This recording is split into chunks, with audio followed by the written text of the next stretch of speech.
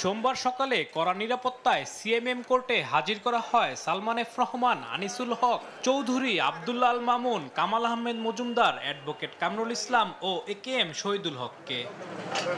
এ সময় কাফরুল ও মোহাম্মদপুর থানার আলাদা দুটি হত্যা মামলায় আসামিদের গ্রেপ্তার দেখায় পুলিশ। তোলা হয় চিফ মেট্রোপলিটন ম্যাজিস্ট্রেট পার্থভদ্রের আদালতে। শুনানির এক পর্যায়ে কামাল আহমেদ মজুমদার কথা বলার জন্য হাত তোলেন।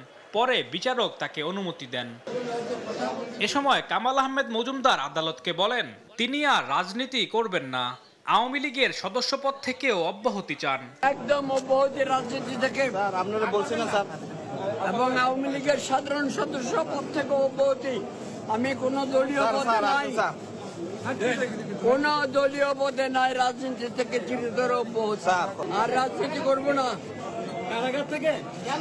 কারাগার থেকে রাজনীতি আর করবো না। এই দেশে রাজনীতি করার কোনো পরিবেশ নাই। আদালতে কামাল আহমেদ মজুমদার কান্নায় ভেঙে পড়েন বলে জানান প্রত্যক্ষদর্শী আইনজীবীরা। এ সময় আদালতের নির্দেশনাও তুলে ধরেন তারা।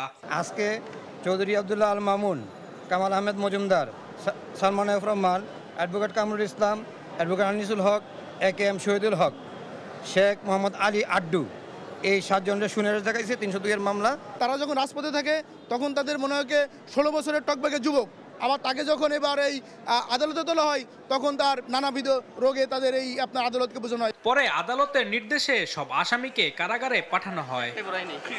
আলিমুজ্জামান সাফওয়ান, দেশ টিভি, ঢাকা।